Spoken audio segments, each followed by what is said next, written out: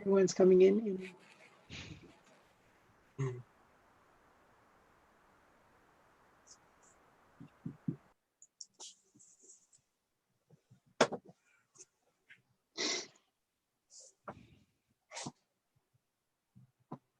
So yes, hi everyone. Welcome to the Southeast Asia Law Network. We have our webinar today, which is Meet the International Lawyer. So we have Chris Lee with us today.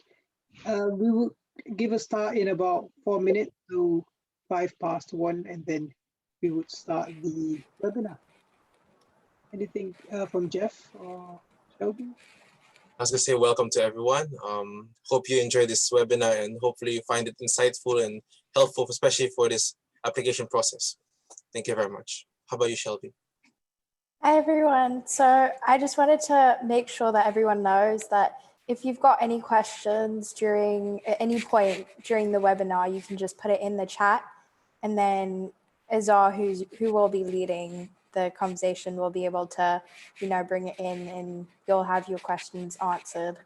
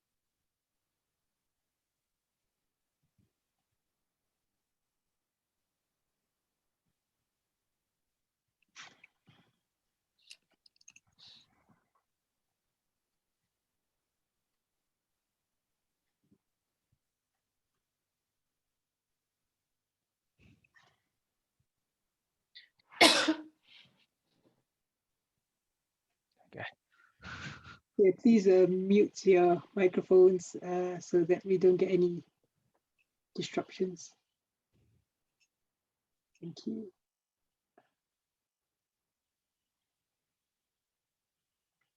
Fancy background, Chris.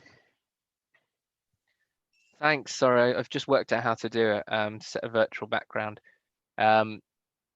Just because I'm going to turn on the light in my room now, but because the lighting is really bad, it's either really bright or really dark. So at the moment I'm sitting in darkness. So I will, yeah, just give me 2 seconds.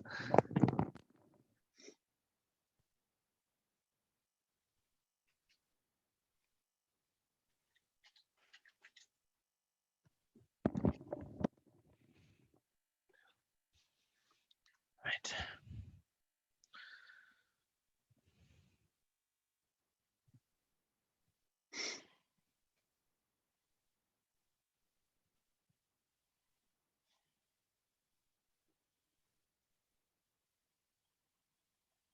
So we shall make a start right now.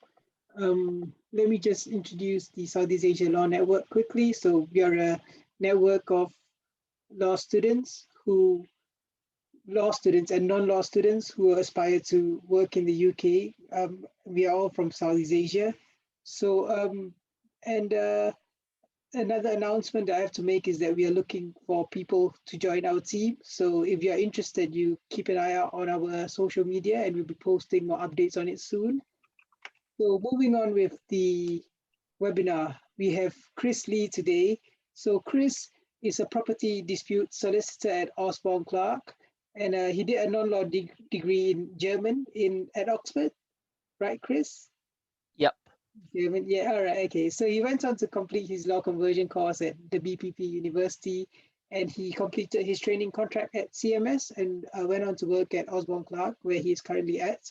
And Chris is also a consultant at Strive, which helps underrepresented students to get into law. So Chris, I'll let you introduce yourself in a bit. So please go ahead. Thanks, Azar. No, thanks for the intro. I think which takes me through, takes people through my background. Just to add, I think with Strive, I the last time I sort of did any work helping them was about a year ago. So I think it's updated on my LinkedIn, but I still have contacts with Strive, but I wouldn't say I'm an active consultant with them. But no, welcome everyone. I think the reason I wanted to particularly take part in this was because as someone who came from outside the UK and someone who's still on a tier 2 work visa, who's trying to navigate the system, getting a training contract in the UK first time round was quite difficult, and through trial and error I managed to make it work. But hopefully through this webinar I'll be able to go through some of the issues that I faced and some of the questions I probably should have asked before doing a lot of applications, some of the things to focus on, for instance, something I'll go on to talk about is how some firms just won't sponsor non-EU nationals or non-British nationals now. So hopefully that I can impart some of that knowledge, most of it which will still be relevant. And I also just want to talk about a bit about my training contract, both the international elements and the UK domestic elements. So just to build on what Azar said, I'm now about 2 years qualified, and I started my training contract in 2016. So I went through the application process between 2014 and 2015. Nothing that much has changed, and since then I've also been helping and mentoring a number of students through the application process. So it's something that I'm very familiar with, even though it's been a while since I did my applications. And I also originally qualified as a commercial property transactional solicitor before switching to litigation. So I'm also happy to talk a bit about practice areas and specializations, because that's something that not many people talk about either during the training contract process or afterwards. Yeah, without further ado, as I think you said, you had a list of questions to kickstart the discussion. So yeah, for the first question would be, can you talk to us more about your educational journey and your career path? Sure. So when I was applying to university, I didn't know what I was going to do. I picked my best subject at school, which was German. So I did a modern languages degree, German, and with some linguistics thrown in. And through my university degree, I thought I wanted to be a teacher, to be honest. And I think it's interesting. I think there's quite a few lawyers who used to want to be teachers. It's not uncommon. And some lawyers a colleague of mine has just quit after 2 years to become a teacher. So she's gone back to that dream. And I did some work experience as a teaching assistant, and I found I didn't like children that much.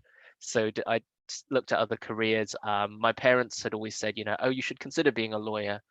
So I looked into it and I decided to go for it because there was the chance of funding. So I went to a couple of law fairs. I only started looking in my final year of university, which made it a bit difficult. I think the tip I would have to people who are, especially if they are non-law students, to start looking as early as possible, even if it's doing your research, going into Chamber Students or lawcareers.net and start doing some reading around it. And then after I did my first round of applications, got one interview, but afterwards I got rejected for all the others. So I didn't get anything. In the summer after I graduated, I worked at a local law firm as a legal assistant for 2 months. And then I began my GDL without a training contract offer, which was quite risky. I was in quite a fortunate position of being able to fund or to borrow the money at least for the GDL. I carried on applying. I didn't get anything. I got a VAC scheme, a winter VAC scheme at BCLP, but didn't get the training contract. And in my third round of applications, I got a training contract offer from CMS, and so that was about 2/3 of the way through my GDL, and CMS agreed to pay what I'd paid BPP. So I ended up having my GDL and LPC fully funded, albeit half of that, well, some of that was backdated. So that was a huge relief. I think I made about 27 applications in total before I got my training contract. So it was a long process. It still is. Probably there's and looking forward, actually, interestingly, when I was applying, there was only about just over 5,000 training contracts a year in the UK. That number has crept up to 6,000. So I've heard. There's a lot of competition, but for I think at the big city firms, the outlook is slightly better, albeit, you know, appreciate there's going to be more people applying because, you know, I think the number of law students is always going up. So, I mean, I can talk a bit about my training contract and how I ended up choosing property and property litigation. But I don't. Is that all right, or do you want to kind of move the conversation on, or did you have any other specific questions? Yeah, that'll be all right. You could go on to talk about how you ended up property, because it's quite a niche. Yeah, I mean, before we go there, hi Chris, how are you? Hi, I'm all right, thanks, Lavanya. Thanks. Okay, so for those who don't know, I'm Lavanya. I am the commercial director of the Southeast Asia Law Network, and I am also one of Chris's mentees. So I think one thing that before we go through your training contract process and how it feels, I think we want to establish the kind of like situation that you were in before you were applying. Sure. So we do have a question that perfectly fits that. So it's and the question is basically, since being in the UK and being an Asian, as you all know, usually racism does come and go, especially it's more apparent for you know, people of color and Asians as well, where we're not indifferent to it. And so one of the questions here is, Chris, how do you deal with racism, and have you found this rather difficult since being in the UK? I think it is an issue. I think it depends where you are, to be honest. I think in major cities, I think having done my training contract and worked in Bristol and London, you know, it's not really been that big of an issue personally. That's not to say that, and I think it's hugely variable. I think it does depend on your skin color. You know, it is a fact, it is a statistic that if you are black, for instance, you know, you will be subject to stop and search much more than if you're any other ethnicity, you know, and by police. I think there's only actually, in my whole time studying in the UK since 2010 at university onwards, there's only been, I think, 2 incidents of overt racism. One was ironically, when I was studying in London, doing my GDL, it was a bunch of French school children, so a bunch of French teenagers who made monkey noises and shouted "Le Chine, Le Chine," which is, you know, the Chinaman, which in French is, I understand, isn't racist, but it's more than monkey noises, which I thought was odd, but it was directed at me. So I went up to the teacher and said, look, you know, do you know what your kids just did? That, you know, that's quite offensive. I'm not personally that bothered, but yeah, your kids, like, they're 16, 17, you know, they will get into trouble. That's not acceptable here. And the teacher, who'd seen the whole thing, pretended it hadn't happened. And that was quite shocking, partly because the teacher was black. So that's interesting. And I think it's a bit unusual because it was French kids, not it wasn't anyone British. And I don't know if I should write that off, because very few people go to a different country and racially abuse their ethnic minorities. I think that's an additional level of outrageousness. And the other was really, I think, soon after the Brexit vote, where someone was cycling on the pavement and nearly ran me over, nearly ran a bunch of people over. And I said, what the hell? And then the man basically told me to F off back to Japan, and then ran away. So, I would say there are isolated incidents. I think, it is an issue. I would say though, in the major law firms, I think in London and in, Manchester, Bristol, I would say that racism,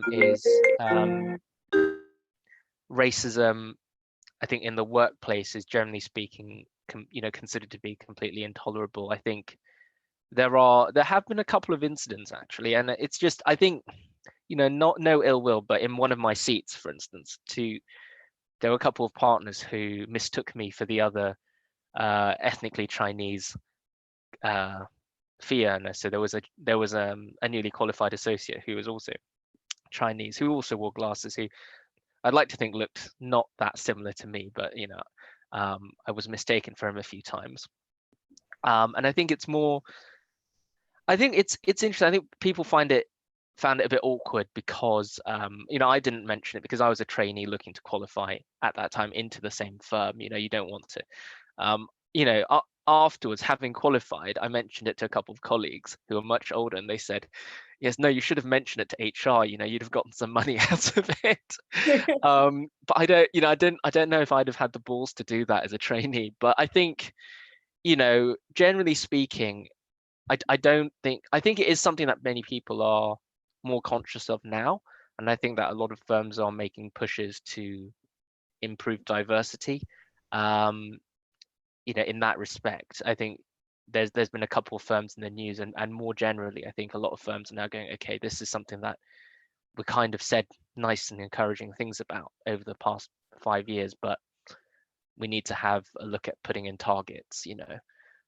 So that's something that's helpful, but at the same time, that doesn't mean that they won't be selecting on merit. They will have, each firm will have their own minimum requirements, whatever they are, and given the competition, it's not, it shouldn't be seen as as being an easier way in, if you are a person of color, if you're an ethnic minority, because it definitely won't be. It's just a case that but at the same time, it's an opportunity to showcase your background, and I think from for most people on this call, it will be about an opportunity could be about really stressing the international nature of your background when you apply, and how that distinguishes you, not just in terms of sort of obvious transferable skills like different languages or knowledge of different cultures, but also perhaps bringing in experiences of being in a minority, being slightly on the outside of a community. And one of the things I like to talk about is how if you've got an international background, you'll be very well aware that on many issues there won't be a right or a wrong way to approach an issue. There's just the way something is approached or thought about in one culture and the way it's thought and or approached in another. And that's very important especially if your work is very international in nature, with international clients, or if it's cross-border, where I think the classic extreme is Germans and Japanese people.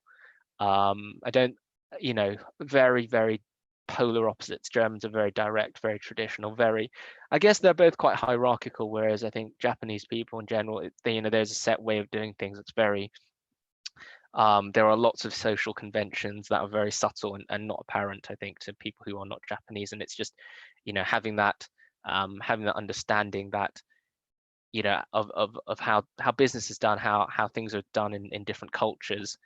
That is quite important, and that's a real asset. That's something that many people from an international background just take for granted.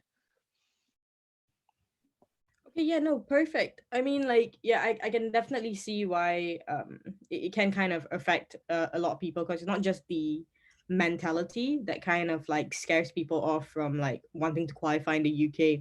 So I feel like for an Asian student that's planning to apply, that's one of the major concerns that they might have, is because they don't know how they might be treated. But no, that's perfect. And well, this transitions smoothly to the next question, which is, so out of all places, why did you choose the UK to start your legal career?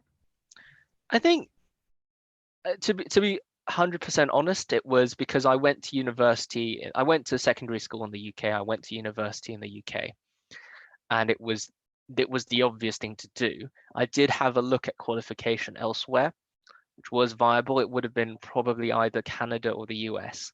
And I think, to be honest, there will be people on this call who know more about the Canadian US system, but my experience was that my understanding and experience through other people was that if I wanted to qualify into the US, it would be difficult with a UK law degree, because theoretically I could go and take the bar exam and then study towards qualification in a specific jurisdiction, so a specific state. But that's something that would be very difficult to do overseas. And again, as someone who didn't go to an American law school, who didn't attend law fairs, who didn't have contacts, it would be much more difficult going in as a complete outsider. I think so. And the same with Canada, to be fair. So my impression is that it's easy, wherever when it comes to qualification, it does seem a lot easier to qualify in the jurisdiction that you went to law school in, wherever that was. The one exception, I think, is with people I know who went and did an undergraduate law degree in the UK and then went to Hong Kong and did their equivalent of the GDL and qualified there on the basis that they spoke Cantonese, that they were from Hong Kong originally, so they would have, and they had the local contacts already. And that's a route many people take. It's interesting. I think half the people I know from Hong Kong who went to university in the UK went back to Hong Kong. The other half stayed in the UK. And I think there's probably a bit more competition in the UK, to be honest. But I would say to people, it's just a lot simpler, unless there's a specific reason why you want to qualify into a different jurisdiction. It's the sensible thing to do would be to qualify into the jurisdiction you did your law degree in, if you can. So, or you did your undergraduate degree in, if you're a non-law student and looking to do the GDL. I do also think that the UK market is less protectionist compared to a lot of other common law jurisdictions. And probably for civil law jurisdictions as well, which I'm not going to talk about because I don't know enough about it. But I understand that in France and Germany, for instance, it's a lot, again, I think you need to qualify as a lawyer somewhere else, go to Germany, and then there are lots of additional hurdles. So if you've, just having done a UK law degree and going to most European jurisdictions and trying to qualify as a lawyer there is difficult. I think you'll have to redo your entire bachelor's and do a master's in Germany. So that's essentially why I qualified in the UK, or chose to do it in the UK. Yeah, no, that's absolutely perfect, and it makes really logical sense, because like one thing that baffles me as well is, like, even when I went back to Singapore and did I did vacation schemes over there. Well, they call it internships back home. So yeah, so when we're doing internships and stuff, they always ask, why didn't you do your law degree here? And my reply would always be, the UK is where common law system was actually built around. A lot of Asian countries kind of pick it up, so it forms the bare bones. But yeah, that's usually my 2 cents on why. But okay, so the next part of the conversation, I was hoping that we could break it down into this way. We could do about your career and your training contract, and then we'll move on into your specific sector, your motivations for the sector, and probably what do you personally think is going on? Because I think the real estate market and surrounding it's an up and coming wave of like so many different things, because if I'm not wrong, it's split into like further departments and stuff, so it's quite wild. Yeah, I think it's a huge, the way real estate is dealt with within law firms and as a sector as well, it's very divergent. There's so many different sectors and niches. So Yeah. so yeah, what would you like me to start with? The training contract? Yeah, so everyone's trying to figure out why you make the switch, but I believe that you were working at Osborne Clark first before you took a training contract at CMS. I know. Um, Well, I worked at a high street law firm as a paralegal just over the summer, and I think that's as a tip. If you can get work part time or during the holidays in the legal sector, it does make a big difference. I know it's more difficult if you are on a tier 4 student visa, but it is still viable if if you explain it to it might need an explanation to sort of smaller firms in particular as to how the restrictions on working apply to term time, and outside term time it's fine. I think summer is I appreciate that we're now in October, but if you're looking to apply for training contracts, say in 2021, the summer is a good time to just even if it's just sending a speculative cover letter and CV like I did to like 30 different law firms in the region. I got 2 responses and 1 interview to be holiday cover for the summer essentially. And just I asked for an internship and I got a kind of assistant position. Just half of it was answering phones, sitting at reception. The other half was doing some actual legal work. And it almost didn't matter what practice area that work was. It was a bit of wills and probate stuff, a bit of tiny bit of family. It was most of it was residential property. And once I did that, I actually got my response rate from law firms for applications went up to about 50%, because legal experience is well regarded. It's a sign that you know what you're doing. You've gone into a law firm and you've been professional and you haven't been sacked. And it's also in a terrible way. Also, it's a way of helping to reduce the numbers for law firms receiving training contract applications, because they need some kind of way of shortlisting 100 or 200 candidates from the 1,000, 2,000 plus applications they receive.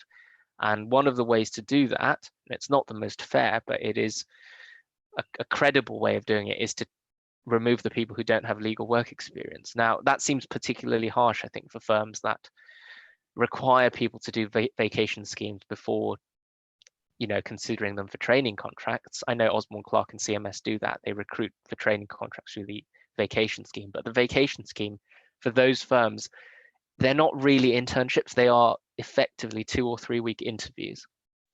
And if you see it that way, that makes sense. So that legal experience, it taught me a lot about, actually interestingly, about commercial property and residential property in general, a lot of the procedures, a lot of the concepts, a lot of the way people think, and how at the end of the day, a lot of commercial law is about risk management.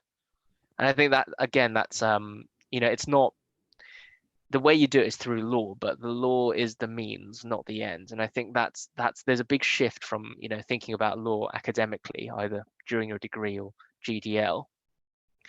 The focus isn't the law, the focus is the outcome and the risk management. So no one, it almost doesn't matter how you get from A to B as long as you get to B. Whereas I think a lot of the law degree in GDL is focused on explaining how you got from A to B. It doesn't matter if you end up going from A to C as long as your reasoning is good. But in commercial practice, whether it's at a high street law firm or a global international firm, it's about getting to B. You only need to interrogate why and how you got from A to B if there's a problem, or afterwards or during the process, and then obviously you need to look into it. But that it's another reason why law firms prefer people who have legal experience, because a lot of people begin to pick up that kind of a more of a commercial mindset on law as a risk management tool, rather than an outcomes based process, rather than the kind of the academic side of law. Yeah, so that was it. And it is, I understand now, I think it's probably a bit more difficult now to get that kind of speculative work experience. I was paid minimum wage for it. I didn't ask for it. I offered to work for free.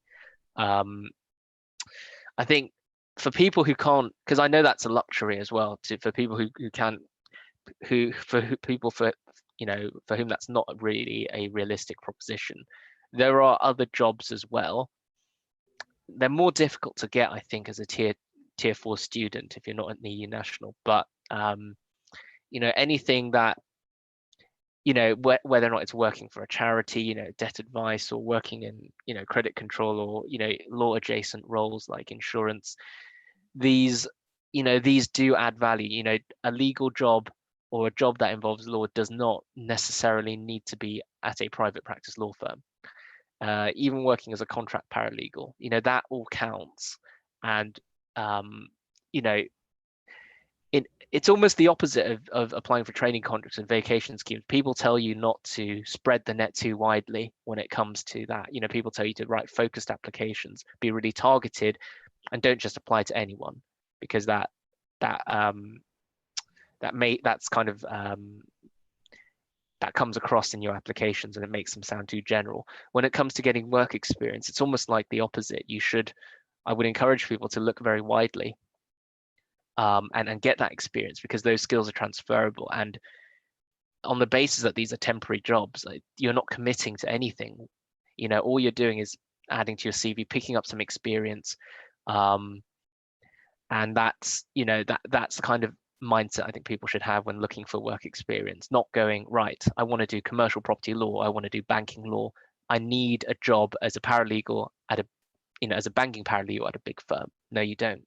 All you need is any kind of paralegal experience or any kind of law facing roles. I know people who worked at residential lettings agencies, for instance, on a short-term basis. That has a legal component to it. You're dealing with contracts. You're dealing with, there's the element of customer service. That's all relevant, and I'd encourage people to do that. Yeah, no, I completely agree with you, Chris. I mean, when I was a student, well, it wasn't that long ago, but I'm just making myself sound old. But basically, when I was doing it, I'm pretty sure there are services out there. Like, I actually got to work for Freshfields as a paralegal through FLEX, and that's something that's viable to tier 4 students. And even read .co.uk, they can actually help you get training legal work experiences, which I got for Slater and Gordon. So there's actually not too much competition out there, because as and now law firms are going to need it, especially if you're lucky enough to get into a group litigation order and there's like a huge client base, they're going to need people. So that's actually really interesting that that's how you got your work experience. So I think that's definitely something that as Southeast Asian students, like, we should actually consider, because it is much harder for us. We are out. In order for us to get training contracts, it's much more difficult, because we do fit into a certain category, which is the diversity portfolio kind section of every firm. And as much as we don't want to address that, that is the reality. So that's really one way to kind of like make ourselves stand out. So that's definitely something I think everyone here should really internalize and consider. So there's a lot of questions here from Rachel, from Jeff, from everyone. So basically, in a gist, Chris, the question here is, can you tell us firstly why you chose CMS? Whether were you wanting to stay at CMS, and why you made the switch to Osborne Clarke? No, sure. In a nutshell, I chose CMS because I knew a bit about property, not very much. My parents did various things throughout their careers, and one of the things they did for a while was work in the buy-to-let industry as residential landlords. So I thought, well, property's simple conceptually. I will look at firms that specialize in property, and I had an interest in energy at the time, and CMS do a lot of work in property and energy. So I thought, brilliant, I'll apply to them. I applied to a couple of other firms that had this focus on property and energy, like then it was BLP, not BCLP, and a few other firms. And that I chose firms to apply based on their sector expertise. So that's and in terms of CMS, during my training contract, I did seats that were all property related in some way. So construction, commercial property, project finance and infrastructure, and property litigation. And the reason I left CMS was really so I'm a part-time carer for my partner, and she gets her medical treatment in London. CMS wanted to offer me a job in Bristol on qualification.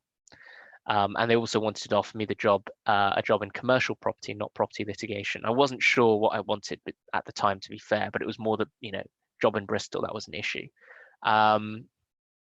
I think this was just after the big CMS merger, where they went from basically overnight, they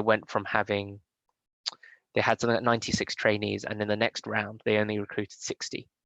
So they had too many trainees, too few NQ jobs. And they ended up with quite a healthy retention rate of about 70%. But what they did was they asked a lot of London trainees to qualify into regional departments, and that didn't make it into the news.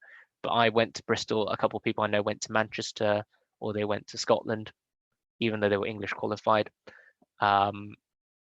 And interestingly enough, almost all of the people who were based in London who got given qualification jobs outside of London in the past 2 years have left CMS. It's interesting. So it's because I think at the end of the day, I think everyone has their own reasons, but people, I think in my intake, wanted to qualify into London, and I was, I had slightly different reasons for doing that. And I think the more I did 2 months as a commercial property associate in Bristol, and I think during that period as well, I thought, well, I wasn't that enthusiastic about it. I found it personally a bit boring and a bit routine. Whereas I think litigation is probably more exciting. As a property litigator, you're not an out and out litigator going to court every day, or dealing with court cases. I think in terms of my workload, only about 20 or 30% involves active court proceedings. A lot of it is advisory. A lot of it is, advising transactional colleagues on risks that, on future risks that may come up when a transaction is being contemplated, or when a dispute hasn't quite crystallized, when it has crystallized, but you decide to try and settle it before you go to court. And and that is really important. And I know it's, at the risk of talking about sort of CPR procedure and costs, the big deterrent, which if you go to court on a case that isn't, an open and shut case, if there's a risk, the risk of losing, it's not only that you have to pay your lawyer's costs, you have to pay the other side's lawyer's costs if you go to trial and lose. So if you're litigating over £50,000, by the time you get to trial, your legal costs will be another 50,000 at least. And if you lose, you have to pay the other side's legal costs, maybe 50,000 as well. So you're, instead of being £50,000 up, you are £100,000 down. There's that £150,000 gap that a lot of big companies cannot really budget for, because again, there's a delay in trial. If you're head of an in-house legal team, or if you're head of a department in a big company, how do you explain that? How do you put that into your budget for next year?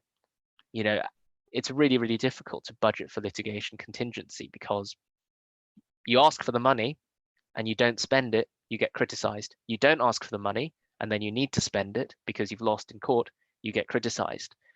A settlement early on, gives everyone certainty, and many people prefer that.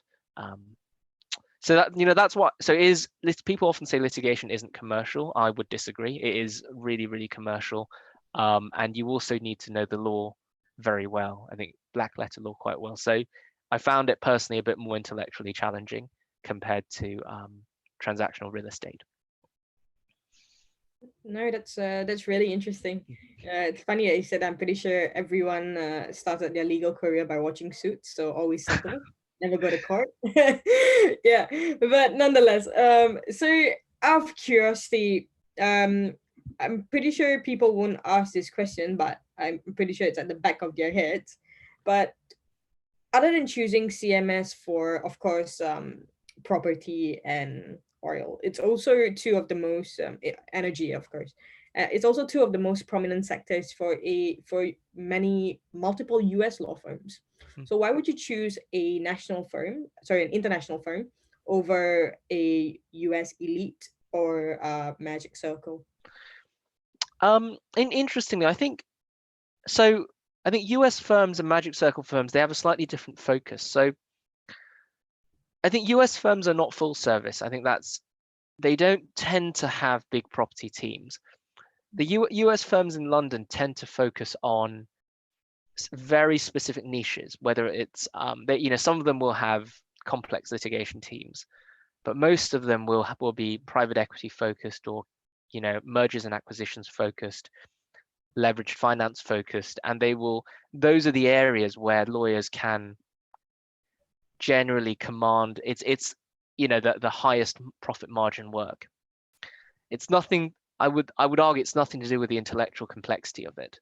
It's to do with the profit you can make. At the same time, for the same reason that when Waitrose are selling steaks, they'll sell veal steaks, or the kind of sirloin beef steaks for they're the 12-pound ones. Steaks are very high margin food products to sell, whereas at the same time, so they are kind of like the luxury cheese and meat shops, delicatessens, whereas the UK national international law firms tend to be more like supermarkets.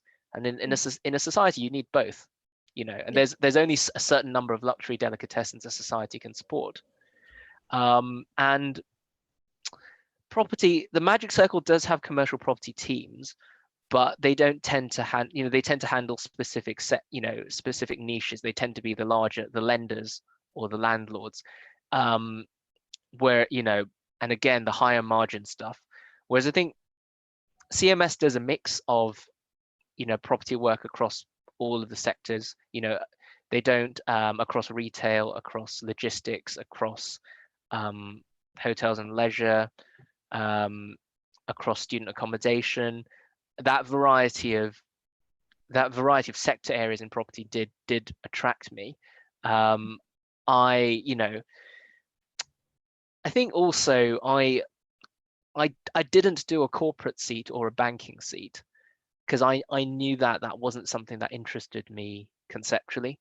I did a bit of banking and corporate work in my project finance seat, to be fair, which confirmed my suspicions. I found it quite routine and boring, but that's just personal. Different things will appeal to different people. I find leases interesting. A lot of people find leases really boring. So it is what it is. And I think the other thing is also work-life balance, because personally, I'm the kind of person who likes having 8 hours sleep a night, who needs 8 hours sleep a night. In my training contract at CMS, I maybe did 3 or 4 very late nights. By late nights, I mean working until 2 or 3 a.m. And all of those were in my project finance seat. So it wasn't a coincidence that the seat with a corporate and banking component had a few late nights. I think if I was a corporate trainee, I would have done many more late nights. And that's the reality where you are generously remunerated, and in corporate and banking there are many more opportunities for promotion and partnership, but the hours can be punishing depending on where you are. And it's a problem in the practice area. I would say a lot of in corporate and banking, there is the prestige and the money behind it, but quite a lot of days what will happen is you'll get into the office 9:30, 10ish, quite late. You'll sit around doing, maybe catching up on stuff, but the real client instructions might come in the afternoon. And then the client will have their meetings during the day, and then at 2 or 3 p.m. you get the instructions in as lawyers to amend the draft documents, to produce more documents, to consider strategy and the way ways to structure or restructure a transaction, to go back into the due diligence.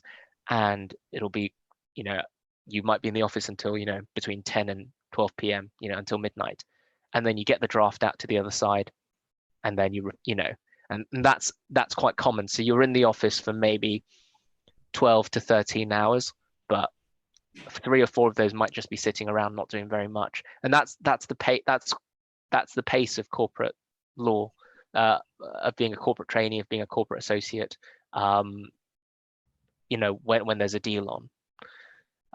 which is something I personally didn't enjoy. I experienced it for a few weeks during my project finance seat. But for some people, they find it exciting, and it can be because whether or not it's when two businesses merge, there's often very good reasons for it, and it's normally it's people are happy. The difference between transactional work and litigation is that litigation rarely leaves people happy.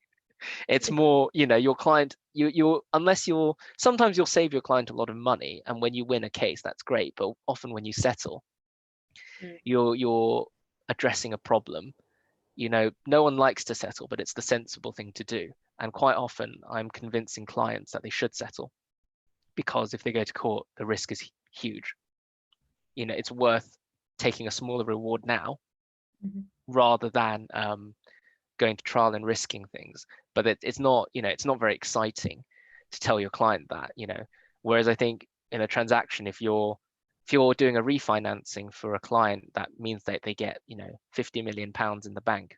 Like, when you sign the deal, everyone's happy. Your client now has a lot of cash to expand, or to consolidate its debt obligations, or or when you buy a property, a big commercial property, like it's great. You get it's a big win. It's exciting. Someone goes to cuts the ribbon. It's not quite the same in litigation most of the time. Yeah, no, that makes sense. Like, it's funny you mentioned about project financing, because I think one of our directors, Shelby, is really interested in that. So Shelby, prepare for late nights. Yeah, no, I definitely agree what you say about litigation, because I've been in a few WP meetings, and I think that's when it started, isn't it? When they start having WP meetings, that they're about to settle most of the time. WP means without prejudice, for those who don't know what it is. Yep. Yeah. So that is exciting. So you mentioned your training contract seats, and I believe Rachel actually asked here, what seats did you take in your training contract? And if you don't mind, Chris, could you give us a walk around as to, we know why you started getting into property, but what really hit just put the nail in the final in the coffin, oh my god, hit the final nail in the coffin, sorry. Yeah, what made you ultimately decide, what, I love Lisa's, this is it? I think, to be honest, I didn't know what I wanted to specialize in out of my 4 seats until I was about 6 months qualified. So when I finished my training contract, I knew I wanted to stay in London. I had something like 12 interviews over 5 weeks over the summer of 2018.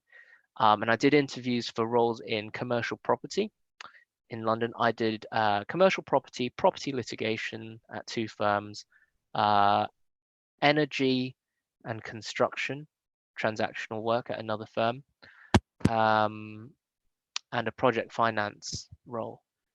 So I basically interviewed for positions in every single seat I did. That's the truth, because I wanted a job in London, and I cast the net quite wide, and I wrote 4 different CVs and 4 different, once you qualify, you don't need to write cover letters. Because I think after doing 2 months of transactional work, I thought, well, actually, I want, this, I'm not finding this exciting. Whereas I think litigation, I found my litigation seat stressful, but I think part of the stress was being a trainee and having a very low knowledge base. And I think since building up my knowledge base and knowing about what I'm doing a lot more, that's taken a lot of the stress away, or a big portion of the stress away. And I think, stress and excitement are kind of 2 sides of the same coin. It's just a question of extent. So sorry, it's a bit of a cop-out. I didn't know what I wanted to specialize in when I finished my training contract. I think I liked elements of all of my seats, to be fair. I like property because I understand it. I don't really understand complex taxation concepts or financial instruments or financial services that well. That's to say, I know broadly speaking how things work, but the kind of intricacies on advising on warranties and indemnities for structured finance products or derivatives, it goes over my head. Whereas a lease is quite simple. In short, the tenant pays the landlord some money. The tenant gets to occupy the premises. The lease says what the tenant can and can't do, and the lease also says what happens if the tenant doesn't pay the money. And that's basically a lease. Everything else is detail. But to me, it makes sense. And I think over the training contract, people will work out what makes sense intuitively to them and what doesn't really. And I would always go with what you understand instinctively more than what you don't understand. I think I liked project finance, to be fair. It's very cerebral.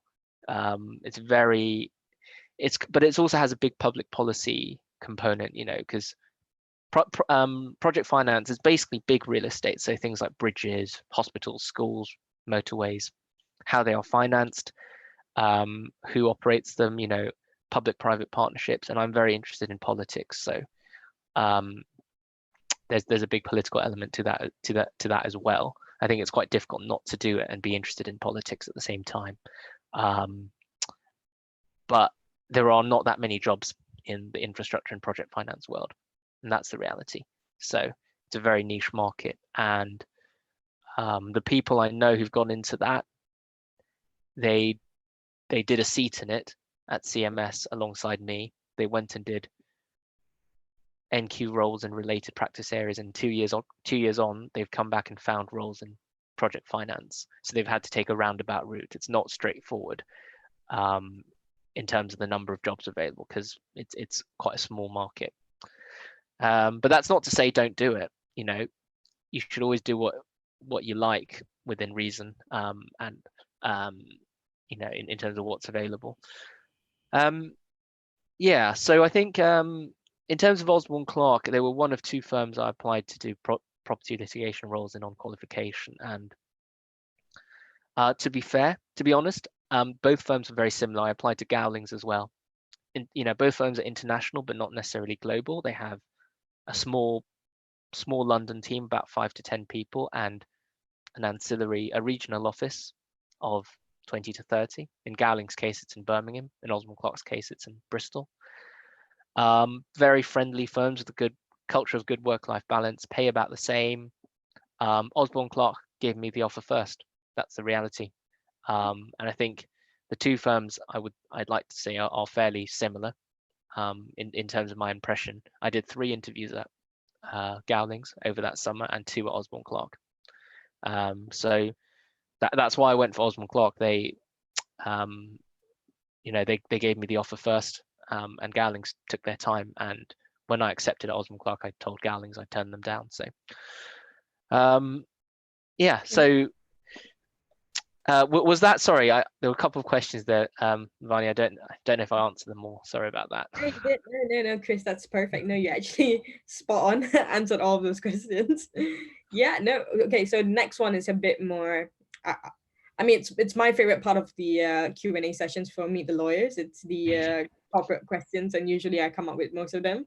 So, so out of curiosity, Chris, blah blah blah COVID, of course, but essentially the fact that the UK government has passed a law that stipulates, especially commercial contracts and whatnot, and of course commercial leases having to be extended, as well with the moratorium period that has also been how has it affected your part of property disputes and litigation? And also, I think one thing that people find it difficult to find out online is, for CMS and Osborne Clarke, who do they usually represent? It's a really good question. What I'm going to do, because I'm aware we're a bit short of time, I'm just going to copy and paste all the questions we've had into a Word document now, and then and if we don't get around to it, I'll answer them, because I'm aware that there's quite a few good questions there. We may not get to them. So COVID. So the two main a couple of bits of legislation that have come through. The coronavirus regulations in March stipulate, it forced a lot of shops, except those selling essential products, to shut down, and for a few months, and then from I think mid-May onwards, they were allowed to reopen. So that's had a huge impact on shops that basically went from, went to zero sales, zero revenues overnight for 2 months. So they've lost, they've only gone and lost about between a fifth to 15 to 20% of their annual income completely, which is a huge issue, because if you think about certain sectors like retail, in supermarkets have something like a 5 to 10% profit margin at most. If your profit margin is that low, and interestingly, supermarkets have done all right, but I think a lot of other sectors in retail, a lot of other shops in retail have fairly low profit margins as well. So they've suffered, and a number of them have not paid rent. I think that's quite public, because they feel they shouldn't have to. Most leases do not contain a force majeure clause. That's the other thing. But many tenants have chosen not to pay rent as a commercial strategy. Now, part of that is backed up by the government introducing further restrictions on landlord and taking enforcement actions. Because normally, if a tenant doesn't pay rent, a landlord has, broadly speaking, but they have a few options. One is to evict the tenant. And it can do that fairly easily if it's a commercial tenant. The government has banned commercial tenant evictions, essentially, for non-payment of rent until June, and then it was extended until October, and then extended until end of this year. There's another procedure that landlords can do. A couple more procedures. One is to send in the bailiffs to seize stock and equipment, to take it away and sell it. That's also been banned by the government until end of the year. And the final option is to apply to have the tenant made bankrupt, because the idea is if you're not paying rent, it's because you don't have the money. If you don't have the money, you're insolvent. If you are insolvent, then any of your creditors, anyone who you owe money, can go to the insolvency court, file a petition to say, I think someone who owes me money is bankrupt. I want an order from the court to seize their assets, to sell them off, and to pay me what's owed to me. That has also been banned until the end of the year. So landlord enforcement options have been taken away, most of them anyway. So because of that, a lot of tenants have decided, well, I can't be evicted, I can't be made bankrupt. Okay, so the landlord shouts at me in public, goes to the media, but at the end of the day, I'm down a lot of money. I'm going to just hunker down and do nothing, or I'm going to go to my landlord and say, look, I'll do a deal. I'll pay 50%. I'll pay 75% of my rent. I want a discount because you can't kick me out. And if you give me a discount, I'll pay you now. This has left landlords, big commercial landlords, in a bit of a pickle, because like many residential homeowners, many commercial landowners have mortgages. They don't go and buy a £100 million shopping centre with £100 million in cash. What they'll do is they'll get a mortgage, and with mortgage, if you have a mortgage, you have to make repayments to the bank. So landlords are faced with going to the bank and renegotiating those mortgages, or if they can't renegotiate them, the landlord will have to supply some of its own money. So I think many people look at the issues between landlords and tenants and forget that actually you need to think about the banks as well. It's like a chain of obligations. And I act for some tenants, but mainly act for landlords. And so on the landlord side, a lot of it has been taking part in dealing with those negotiations with tenants, and which will all be on a without prejudice basis, which means that you can't bring it up in court. And that the rationale behind it is so that either side can make admissions. Well, and quite often you'll have a court case, and in the background, parties will be making without prejudice offers, and so you have this slightly absurd sort of parallel reality of, on the one hand, in open correspondence in court proceedings, in your pleadings and in your defense, the landlord will say, you as tenant have no right to withhold rent, etc., etc. You owe us this amount of money, and then in the without prejudice correspondence, they'll say, we admit that COVID-19 represents like an unprecedented crisis. We represent that it's unrealistic to expect you to pay 100%. We'll offer you a discount of X amount. And the idea is that if that admission was made in court, that would prejudice the landlord's case. Or the tenant would just quote the landlord and say, well, it's unreasonable.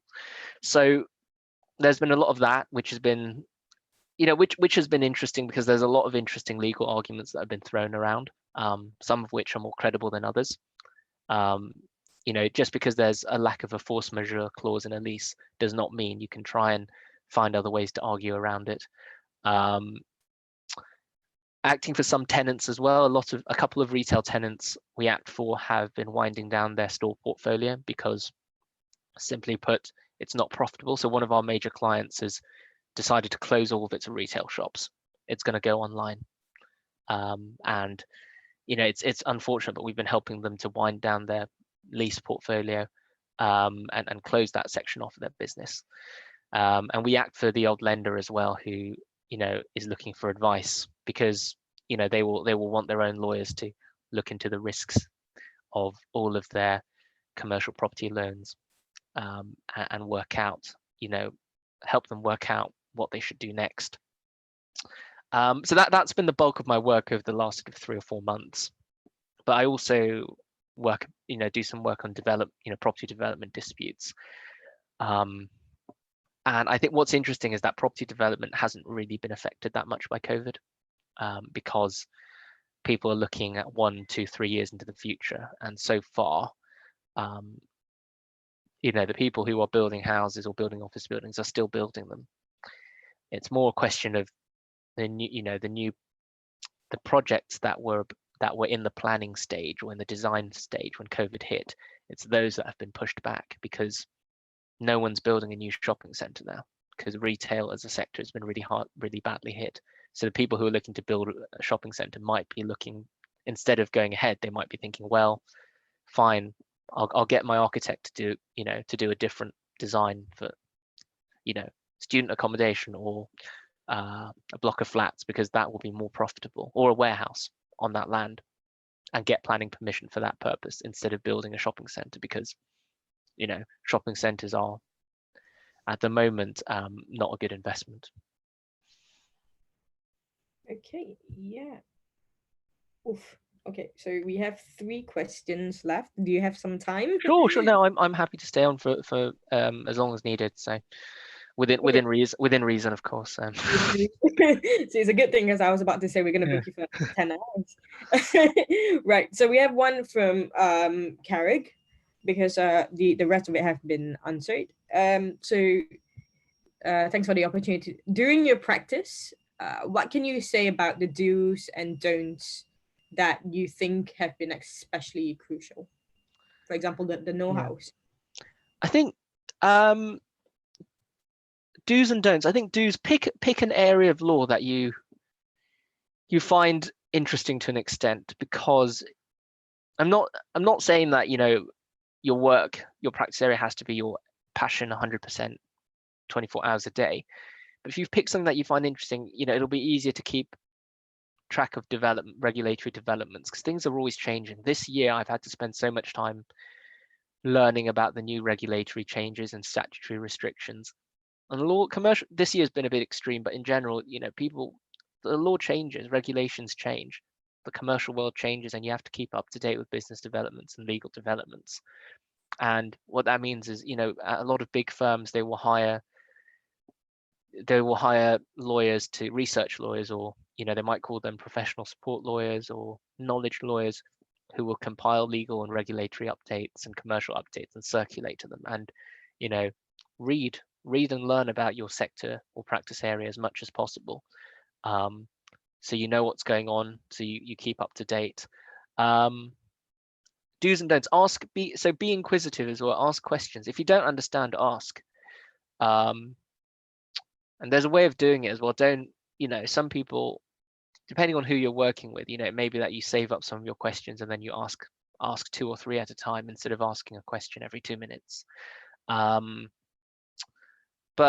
I think at the same time, in terms of, I think a big part of the training experience and being an associate is communication. And what I mean by that is managing expectations. When you're given a deadline, always ask when that work has to be done by. or if you have competing deadlines, you know, try, if it's viable, try and reprioritize. If you have 3 people asking you to do a piece of work by 5 p.m. today, that's not going to be possible. So you work out who the most important person is, or you work out which is the most important bit of work. And if you don't know, just ask. You know, as a trainee, you ask your supervisor. As an associate, you ask the partner. And, you know, it might be that one piece of work doesn't actually need to be done by 5 p.m. Could be done by tomorrow, could be done by next week. People just say that they want work done quickly, often because they want time to check it before it needs to be circulated elsewhere. You know, and the thing is, if you have that situation, if you send out 3 pieces of work late or 2 pieces of work late, you'll get shouted at, or not necessarily shouted at, but people won't be happy. If you communicate that it won't be possible, people won't be unhappy. They might not be happy, but they won't be unhappy. Whereas if you overpromise and underdeliver, people will definitely be unhappy. So, you know, that when I only started doing this in my 4th seat, and my life became a lot less stressful when people just said, "Oh yeah, that's fine. Like that piece of work that can wait till next week. Don't worry about it." You know, so my hours improved a great deal. In terms of don'ts, I would say don't necessarily make assumptions about things. So, and what I mean by that is, you know, if you're, you know, let's say it's 5:30 or 6 p.m, you've got no work left for the day, you're quite junior, you know, the people, it's helpful if you know, don't just assume that, it sounds terrible, but don't just assume that it's okay for you to log off or go home. It's, you know, if you email some people and say, "Look, you know, I'm finished for the day. Is there anything else I can help with? Otherwise, you know, I'll log off at 6:30 p.m." And that way, and again, it ties into communicating expectations, because, you know, if you say, you know, if you say, "I'm going to, you know, let me know if there's anything you need me to do," and then they email you back at 8:30 p.m. saying, "Oh, I've got something urgent," and then you've logged off by then, that person might not be very happy. And I think, you know, if you just say, you know, keeping it quite, not necessarily aggressive, just saying, "Look, hi, it's 6 p.m. now. You know, is there anything else for me to do, or how can I, you know, anything I can help you with? Otherwise, I'm going to log off at 6:30 p.m." And that's reasonable, and that's, you know, people appreciate that. Don't make any assumptions about people knowing or just say, you know, "I need to leave because I've got a big, you know, I've got a friend's birthday party, or, you know, I've got an appointment at 6:30 p.m. or 7 p.m. Don't just assume that because it's after hours, there won't be anything urgent. But if you communicate that, people go, "Oh, that's fine. Don't worry. Go, you know, you go have a good time." So I think these are things I wish I kind of knew before I started, and things I sort of, you know, learned by pissing some people off, or you know, or seeing other people doing it and going, that person seems to be very well received when they do it, so I shall do that.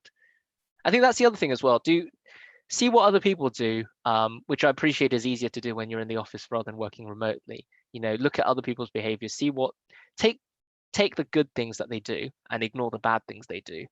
And, you know, everything I think there hasn't been a single colleague of mine in my entire time working at CMS and Osborne Clarke where I haven't taken something from their working style and their mannerisms. But, you know, obviously I also see people with bad habits, and, you know, try not to pick those up as well. Yeah, no, that makes perfect sense, honestly. Right. Okay, so I'm gonna try my best to tie in 2 questions from Jeff and from Rachel here, right?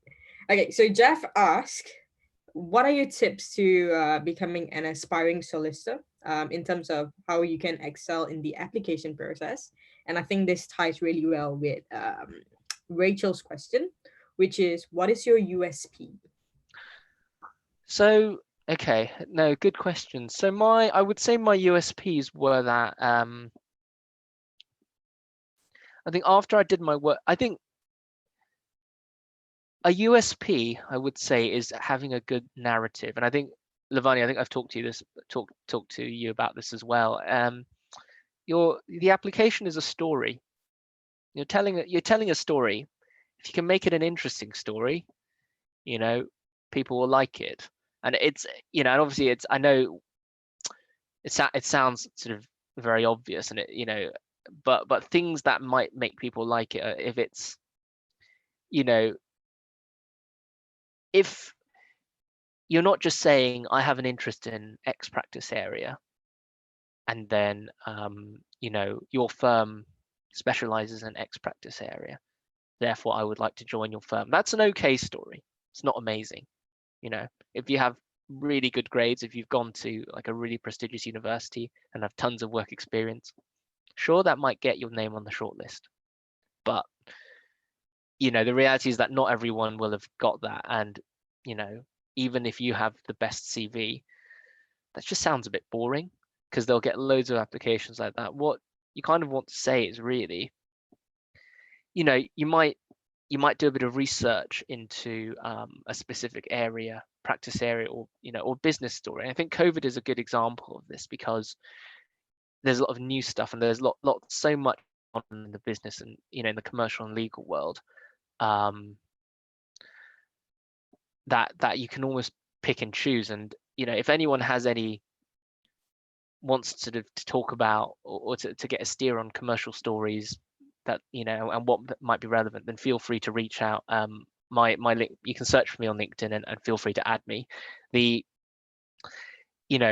me, it was because my family there was a property background from my family, but when I was doing my applications to law firms, for instance, I did one to Trowers and Hamlins, which got me an interview, or an invite to an assessment center rather, was because they advised on, I said, housing and social housing is a big issue in our society. One of the things Trowers and Hamlins did with their client was to set up this new model, not quite a public-private partnership, but they worked with a couple of local councils to set up private property companies to go out and borrow money from equity investors, from banks, to develop basically a commercial housing developer company, and then use that to build housing, because local councils face restrictions on what they can borrow. And usually property development is funded in part by cash, from the developers, in part by equity investors who buy shares in the developer, but also mainly by bank borrowing, by debt finance. But there are restrictions on local councils as to how much they can borrow, which restricts how much they can build. So Trowers and Hamlins worked with a couple of housing authorities who set up this company called Fizzy Living, which is this kind of which at the time was this very new idea, a new concept of the council running their own commercial property company. And that made me, I'd like to think that made me stand out from the people who just wrote, hi, I'm applying to Trowers and Hamlins because Trowers and Hamlins are really amazing at property. I really like property. I want to be a property solicitor. Probably expressed in slightly better language, but that was the gist of what a lot of people would have been writing. I also brought in my experience as a legal assistant, working a lot with property as well, and later applications, and that also helped, because I could talk a bit about the complexities of property and lots of issues, the due diligence process, what I found interesting, the whole thing about when you're advising on a property transaction, it is again ultimately about the allocation of risk, and compromise, and advising on legal issues that arise over the course of the transaction. So being able to talk about a few of those issues in my application also would have helped. And I added, I think, as an international student, or a student with an international background, you can also, I think part of the USP can then be talking about whether it's different languages, or talking about different cultures and your knowledge of different cultures, and how that helps. So if it's a firm that deals with a lot of international clients, that's a big sell. And that almost speaks for itself. You don't need to kind of labor the point too much. I think more generally as well, with aspiring solicitors trying to excel in the application process, I think showing your interest in specific practice areas does help. I think showing your interest in specific initiatives that the firm does as well can really help if it's a real USP. So one example of what not to do is to talk about pro bono work in general. I.e., don't say I'm applying to this firm because this firm has a real commitment to pro bono work through its collaboration with like X law center or charity. It has, spent X number of hours, or it spends X number of hours a year helping, people from disadvantaged communities. Because that's nice, but it's not unique. Every big law firm does pro bono. I think the way to talk about it is to say, if there is a pro bono initiative that a law firm does, which you are interested in personally, or which has some kind of personal impact on you, so someone I know, for instance, wrote about how when they were young,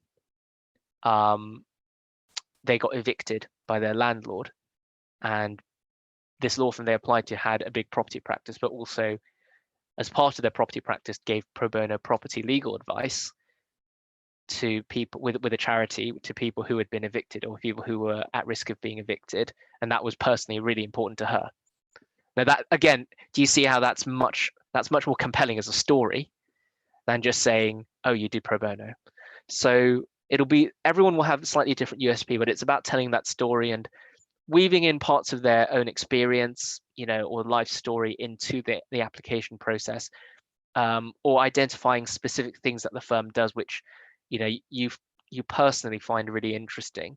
So in my field in property, there's a lot of regeneration. There's a lot of, whether or not it's housing, social housing, regeneration.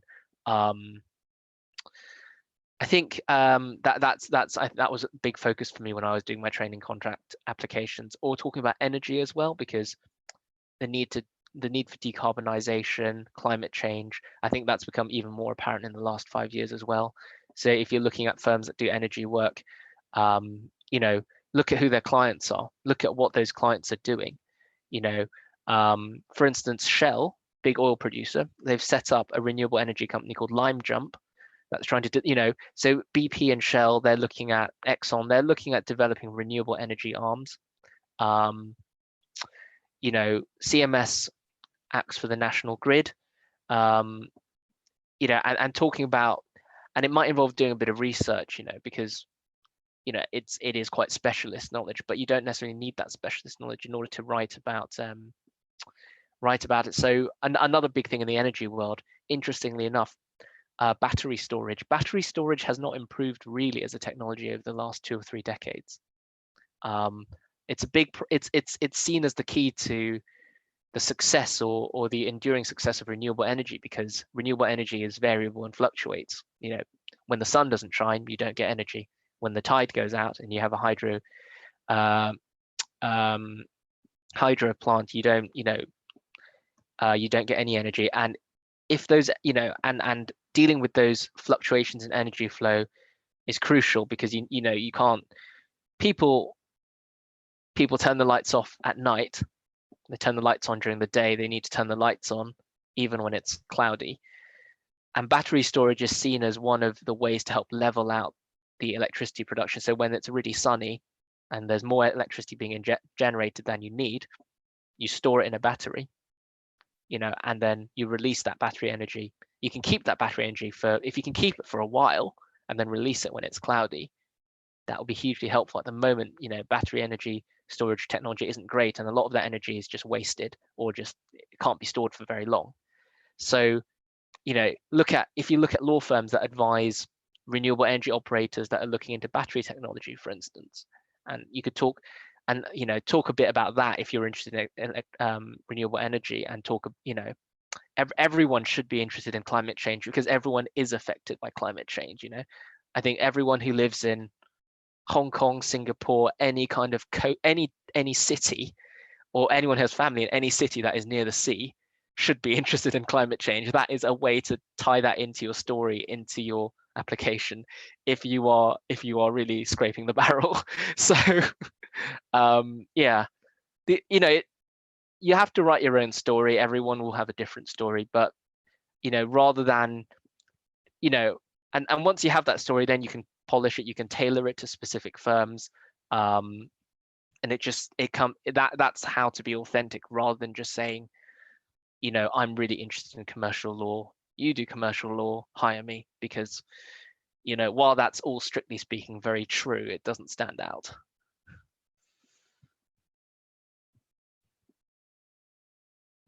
Yeah, no, oh my God. I swear to God, that's absolutely brilliant, because it's so funny, because I actually written a piece on Viridor and KKR and renewable energy, and I never actually thought about battery storage. So that's Yeah, well, it's very different. I think it's very different. And again, there's lots of different things about, lots of different things to write about. That's just one element of the one piece of the renewable energy jigsaw, I'm sure. So I think, yeah, Viridor don't really do that. They're more into sort of energy from waste, aren't they? As far as I'm aware.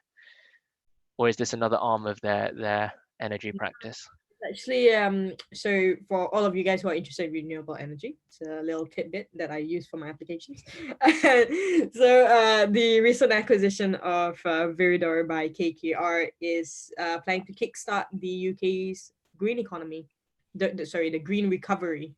That's in line with the UN's 2030 agenda, which includes a number of things, social mobility and stuff like that, but also addressing climate change, which is a huge market actually. There are a lot of firms are exploring into, and yeah, and so basically they're planning to open 3 new factories in the UK, which will of course offer jobs and stuff, but also in terms of energy, they're actually coming up with a new arm that will effectively convert energy, store energy, and make sure it's renewable to kind of help the UK kickstart that green recovery. Yeah. Okay. I have one question from Jeff. Okay. Okay, wait. There is one more question before, from Kai Priano's Spyro.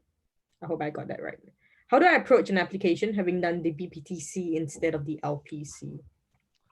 I think you'll have to explain why you want to be a solicitor rather than a barrister, and there are ways of doing it. I think it just depends. I know people who've done the BPTC who wanted to go down the barrister route, but then either found they didn't like it or found there was too much competition.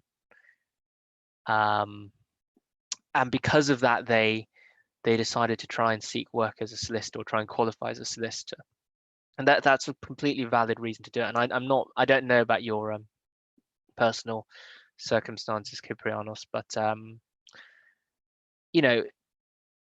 if you've done many pupilages or done work experience at chambers since doing the BPTC or since starting it and realized it wasn't for you, and you've been able to do some work experience, informal or structured at a firm of solicitors, that could help. You could use that to explain why you preferred one over the other.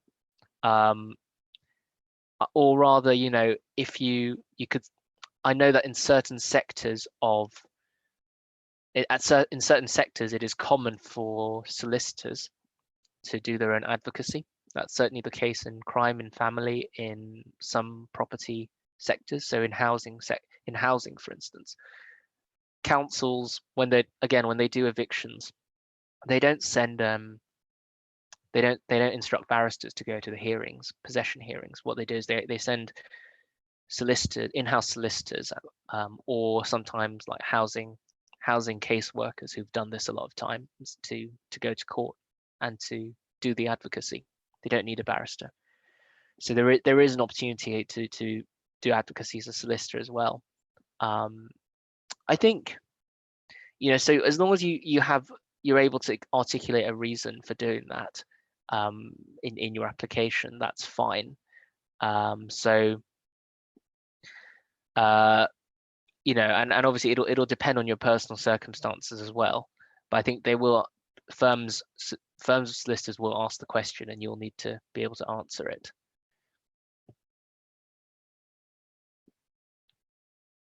Okay, no, brilliant. So I have one last question that is from Jeff. Okay, this will be interesting. How much impact would the EU regulation on sustainability related disclosures 2021 have in promoting investment in renewable energy in the private sector? To be honest, I think it's to be honest, I don't know too much about that specific regulation, to be honest. I would say that I think sustainability is very broad, because there's, you know, renewable energy is just one arm of it. There's also kind of social, people talk about ESG, environmental and social governance criteria, and there's been a few cases, I think Boohoo is one of them, where it's been shown that certain companies pay lip service to it. They'll fill out the correct paperwork, you know, they'll have all the paper trails saying that they audit all their suppliers. But the thing with Boohoo is that what they were doing is they hired a person to go and audit all of their suppliers to make sure there was no human slavery, that all their suppliers paid people the minimum wage, that all their suppliers were compliant with health and safety regulation. Problem is, they hired one person to visit about 200 factories in the UK, or a lot of them in, you know, not that many, maybe 100 factories in the Midlands. A lot of them were very small operations. That person was told to call ahead a week in advance before they visited. And so when they visited, of course, everything was fine. You know, and they asked for paperwork showing people were paid the full amount. Well, of course, like, the paperwork was produced. On paper, everything's fine. You know, and this is the problem, I think, with change, because this kind of change, and based on that paperwork, a lot of consultancies issued very good ratings, ESG ratings for Boohoo, and the same will be true for other companies as well. And this is the problem, really, because everything might be fine on paper, but if the culture doesn't change, if real money isn't invested into it, then the industry won't change. And the same will apply to renewable energy as well, unless there are the right incentives and unless there's cultural change towards promoting sustainability, things won't change. At the end of the day, a company has to stay profitable. So, you know, whether or not the EU regulations will change that, I don't know the regulation well enough, unfortunately, to know if it will affect proper change. But what I do know is that, you know, people have been trying to get this right for a long time. People will continue to try and get it right, because it's important. It's important that we make things more sustainable. It's important that we remove human slavery from supply chains. But it requires kind of cultural change as well. And on a side note as well, some people think that blockchain will help improve this. Not necessarily. If a human, you know, if a blockchain at the end of the day relies on humans as well. So if I enter information on the blockchain on the blockchain that says, you know, 100 tons of aluminium has just been delivered, has just left a warehouse in, like, Kazakhstan on a train, and it's on its way to Europe. Sure, that information's on the chain, but unless you have a human that goes in and inspects what's in the boxes, the blockchain can't tell you. Like, it tells you if it's aluminium, it might be empty boxes. You know, the blockchain tech can only go so far, and that, I think that's the key. So tech and regulation can only go so far. At the end of the day, you need humans. You need the humans. You need the financial investment, and you also need the cultural will, not just you know, not just wanting stuff to happen, not just the paper trail. And I think that's something that many people, including lawyers, I think sometimes rely too much on. You know, regulation and the paperwork, because it's what's really there that counts. But yeah, sorry, Jeff, that wasn't really a great answer to the specific question, but hopefully that was helpful anyway. Well, I'm pretty sure it's a brilliant answer, right, Jeff? Yes, it really helped me a lot in regards to like sort of the sustainability, especially in corporate governance. So usually the issue about sort of having, for example, with the Wirecard is like the same example, being able to say that there's EY didn't check that the trustee was actually not didn't go there. Instead, it's just like the company just said there is directors signing off and saying that there's a trustee there, but yet there's not. So there's that sort of challenge within that industry. Just quickly as well, jumping in, it's, you know, any law or regulation is unhelpful without a regulator that is well funded and properly funded. And what you see, for instance, is that if you see the Competitions and Markets Authority, so you know, in the UK, and the EU Commission as the European-wide and, you know, competition regulator, they are well funded, and this is why you hear stories of them intervening, because they have the money and the resources to launch investigations. There is a supermarket regulator in the UK. No one knows about it because they have no money. They can't impose fines on supermarkets. It's called the grocery adjudicator or something like that. No one knows about it because it's like a few people in a room that they are not paid. They don't have much money and they don't have enforcement powers. So, you know, and you know, the cynic in me, you know, says that in many cases this is deliberate by the relevant government, because you don't necessarily, you want to be seen to be doing something, but you don't actually necessarily want the problem to be solved. So obviously, you know, that's pure speculation, but you know, when a government is really determined to stamp out a problem, it creates a regulator, and it gives that regulator enough money to be able to do its job properly. So yeah, no, that actually makes sense. No, but that's absolutely brilliant. Okay, right, we've passed our mark by half an hour. Thank you for everyone that's honestly been on the chat, and Chris, honestly, it's been so insightful. Like, it's mad. Like I'm going to use most of what you say in interviews. Just quickly as well, sorry, I did promise to speak a little bit about work visas as a non-EU international, so I'll just end on this note, if that's all right, Lavanya. So none of this should be taken to be sort of legal advice, but if you do need legal advice, you know, I can give you some information, or, you know, there are people I can talk to. But outside, if you are a non-British national, outside of, say, the top 30 to 40 UK firms, it will be difficult to find sponsorship. The flip side is that the top 30 to 40 firms in the UK will be familiar with the process and will be happy to do it. There'll be, you know, it's a few £1,000s extra for them, but in the context of their recruitment budget, that's peanuts. And they will be familiar with the process and they will pay for everything. With the smaller firms, I think they may decide to do it, but they may not. So it just really depends, and some of them might need talking through the procedure. But it's worth, if you have any doubt, email their graduate recruitment team and say, do you hire your non-British nationals for the training contract? And they'll say yes, no, or maybe. And if it's a no, then you don't need to worry about it. For instance, I don't think Osborne Clarke at present sponsors non-British nationals. So for training contracts, and Osborne Clarke's quite a big firm, so something to bear in mind. But the Magic Circle firms, major US firms, Silver Circle firms, CMS, you know, they will do. So, and they do like international people. That's the flip side, because they have a lot of international clients. Osborne Clarke is quite international. And I do act for a number of international clients, but majority of my work takes place in the UK. So so the nature of the work I do is not that international. I think the other thing, applying as a tier, you know, as a non-British, non-EU applicant, I think a lot of people will assume that it'll be all right, but no, don't make that assumption. Always double check, you know, at every stage, you know, check before making applications, but, you know, even after, you know, when the offer is made to you, just double check. double check that they will sponsor you, double check for timescales.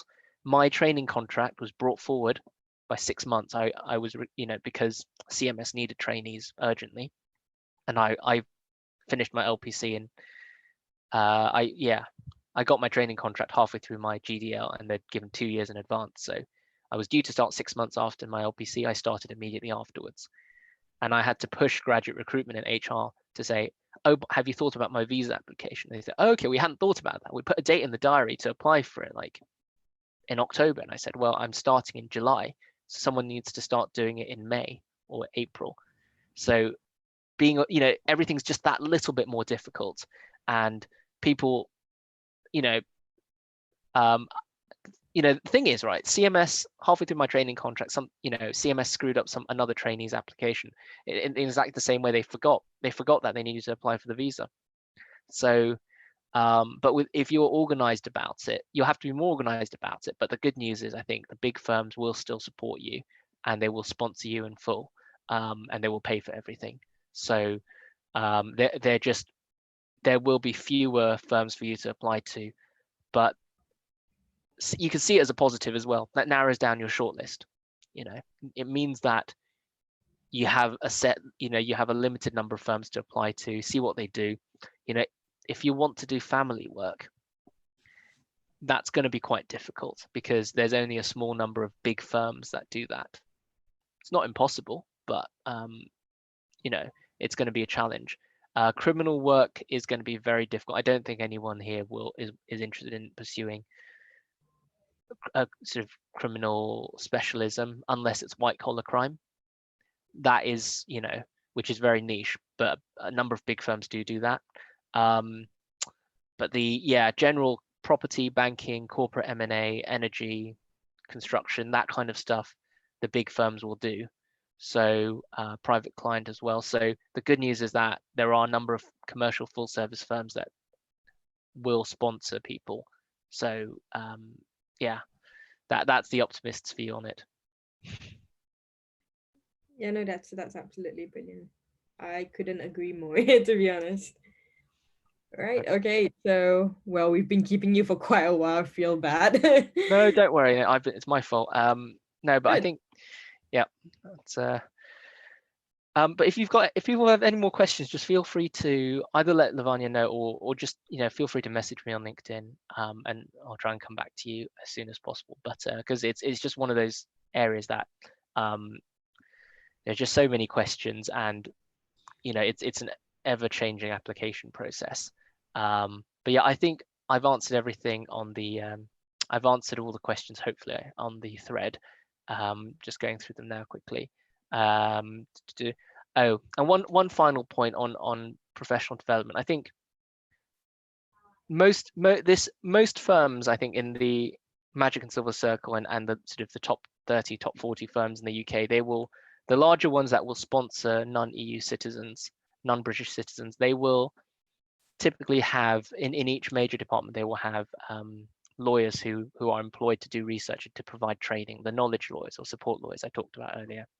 And the training tends to be very structured. And that's why I think a lot of firms like hiring associates who have trained at Magic Circle, Silver Circle firms, CMSs, big firms where the training is very structured.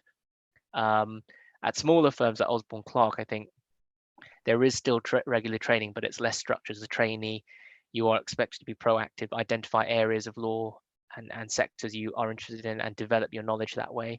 To go to your supervisor and say, look, I'm a commercial property trainee. I'm really interested in the hotel and leisure sector. Can someone organize training on that sector internally? Or there's a training course I've seen delivered by an external provider. Can I attend it? It's only like £100, £200. The firm can pay for it, surely. And the firm will go, yeah, sure. Thanks for being proactive. But if you don't do that, it won't be offered to you. So that's kind of the difference between training at, I think, a larger firm and a medium-sized or smaller firm. At a mid-sized firm, that won't generally be offered. But it does, so that is the one disadvantage, I think, of not training at a big firm. Yeah. Okay. Right. Yeah, no, that's definitely very, very true. It's the structure and unstructured. I mean, for those of you who are planning to apply to US law firms, also bear in mind that their training is also very unstructured on most of it. So you might want to heed that advice and consider what kind of training contract you're looking for, structured, unstructured, formal, not informal, and also the ways in which that they can aid you during those 2 years and then later on as well, especially if you're looking for higher rights qualifications. That's an avenue to also check. Right. Okay, no, I think that's it. I think we've come to the end of our Meet the Lawyers session. We saved Chris for last because, as you can tell, it's very insightful. Yeah, no, I will now get Azhar, Shelby, and Jeff, our committee members for the Southeast Asia Law Network, to thank you personally, guys. Thank you so much, Chris. And thank you, Lavanya, for hosting it. So it's been really insightful. I've taken out a lot of notes, and yeah, definitely it will be helpful in the application process. Thank you so much, Chris, and everyone who attended for staying on, I think 40 minutes over time. It's also late in Singapore and Malaysia.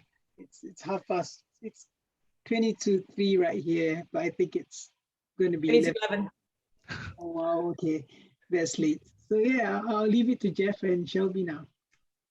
I was gonna say thank you to Chris for joining us today and being able to share insights, especially in real estate and as well like in regards to real estate, energy, and as well transitioning from CMS to Osborne Clarke, and as well as struggles in especially in international visas, since Southeast Asia Network has people from Singapore who are planning to go, or from another countries in the Southeast Asian regions to go to UK. So I think that's something that it's really insightful as well in regards to that. And I'm thankful for as well Lavanya for hosting this event, and I'm hopefully thankful for everyone who attended, and hope you found this workshop insightful. And take care always and have a lovely evening or morning. So Shelby? I'm just going to keep it really short and sweet because I feel like we've taken up so much of your time, but thank you so much. And I just found everything so insightful, and I'll definitely be using some of like the advice, especially on the storytelling bit in my application. So hopefully, fingers crossed, that goes well for me. But yeah, thank you so much. Yeah, no, okay, so that's brilliant. So for the rest of you guys who stayed, thank you again, and please look out for the Southeast Asia Law Network